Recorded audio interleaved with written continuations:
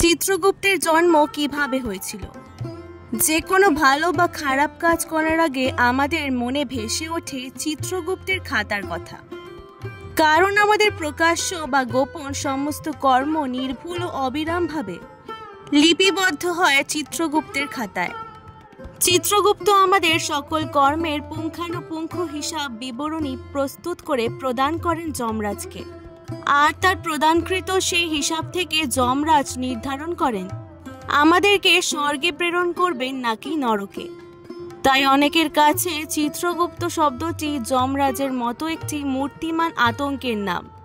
কিন্তু এই চিত্রগুপ্ত আসলে কে? কিভাবে চিত্রগুপ্তের জন্ম হয়েছিল? কিভাবে তিনি যমরাজের সহকারী হিসেবে কর্মরত হয়েছিলেন? আজকে আমাদের সমাজে কায়স্থ নামক যে জাতি বা বর্ণ রয়েছে তাদের সাথে চিত্রগুপ্তের কি সম্পর্ক, এবং কেনই বা তাকে আদি কায়স্থ বলা হয়, সে সবকিছুই জানবো আজকের ভিডিওতে।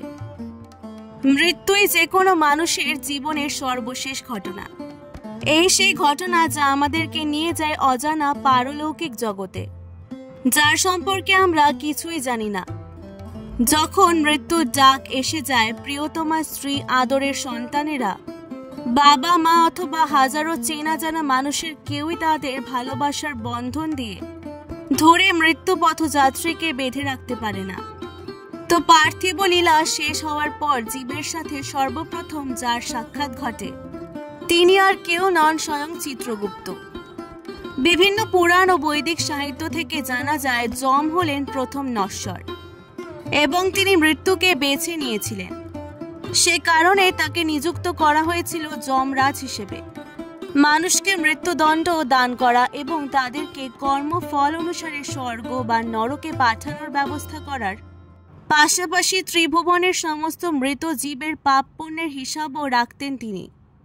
কিন্তু কালক্রমে সৃষ্টি বর্ধিত হতে থাকলে এই কাজ করা তার পক্ষে অসম্ভব হয়ে পড়ে। তাই একলা যমরাজের পক্ষে এই বিপুল দায়িত্ব সামলানো অসম্ভব হয়ে পড়ায় তিনি সৃষ্টিকর্তা ব্রহ্মার শরণাপন্ন হন এবং বিকল্প কিছু ব্যবস্থা করার জন্য অনুরোধ করেন। যমরাজের আর্জি শুনে ব্রহ্মাও কোনো তাৎক্ষণিক সমাধান দিতে পারলেন না, তাই সমস্যা সমাধানের জন্য ধ্যানমগ্ন হলেন ব্রহ্মা। এভাবেই কেটে গেল কয়েক হাজার বছর। এরপর একসময় ব্রহ্মার শরীরের তেজ থেকে উৎপন্ন হলেন হাতে দোয়াত কলমধারী এক ব্যক্তি। তিনি ব্রহ্মার 17তম মানুষ পুত্র। তাকে উদ্দেশ্য করে সৃষ্টিকর্তা ব্রহ্মা বললেন, হে পুত্র, তুমি আমার মনের গোপন চিত্তে চিত্রিত হয়েছ, বিধায় তোমার নাম হবে চিত্রগুপ্ত। আর আমার শরীর বা কায়া থেকে উৎপন্ন হওয়ার কারণে তুমি এবং তোমার বংশগণ কায়স্থ নামে পরিচিত হবে। এবার তুমি দেবী চণ্ডিকার তপস্যায় মনোনিবেশ করো। এই বলে ব্রহ্মা আবারও ধ্যানমগ্ন হলেন। তবে অন্যমতে গোপনে মানুষের পাপ পুণ্য তার হিসেবের খাতায় চিত্রিত করেন বলেই তার নাম হয়েছিল চিত্রগুপ্ত। যাই হোক, পিতার নির্দেশে নবজন্মা চিত্রগুপ্ত তখন রত হলেন দেবী চণ্ডিকার তপস্যায়। তার তপস্যায় সন্তুষ্ট হয়ে দেবী চণ্ডিকা হাজির হলেন তার সামনে। এরপর তিনিও চিত্রগুপ্তকে পরোপকারী, স্বাধীন ও চিরজীবী হবার বরদান করে অন্তর্ধান করেন। এবার ব্রহ্মা চিত্রগুপ্তকে বললেন, হে পুত্র, যে উদ্দেশ্যে আমার কায়া থেকে তোমার জন্ম হয়েছে, এখন সেই উদ্দেশ্য সাধনের সময় হয়েছে। এবার তুমি যমরাজের সহকারী হিসেবে জীবের সকল পাপ পুণ্যের হিসাব রক্ষণ করো। আর এভাবেই চিত্রগুপ্তের জন্ম এবং যমরাজের সহকারী হিসেবে কর্মরত হওয়া। হিন্দু পুরাণ থেকে পাওয়া তথ্য মতে যমরাজ তার নিজের কন্যা ইরাবতী বা মতান্তরে শোভাবতীর বিবাহ দিয়েছিলেন চিত্রগুপ্তের সাথে। আবার শ্রদ্ধাদেব মনু তার পুত্রী সুদক্ষিণা তথা নন্দিনীর বিবাহ দিয়েছিলেন চিত্রগুপ্তের সাথে।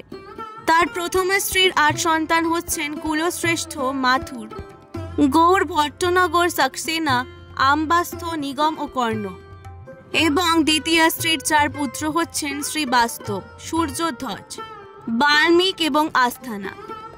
এই চিত্রগুপ্ত তার 12 জন পুত্রের বংশধরগণ সমাজে পরিচিতি পেলেন কায়স্থ নামে। আজকের সনাতন হিন্দু সমাজে যে কায়স্থ শ্রেণীর মানুষ দেখা যায় তারা চিত্রগুপ্তের বংশধর বলেই ধারণা করা হয়েছে।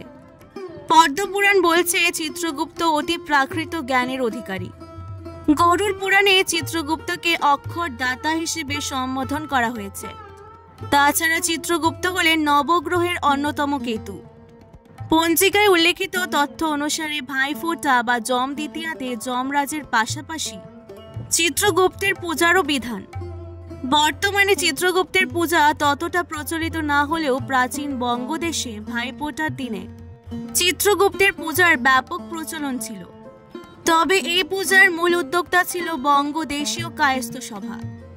তাছাড়া চিত্রগুপ্তকে উৎসর্গ করে অসংখ্য মন্দির রয়েছে আমাদের ভারতবর্ষে।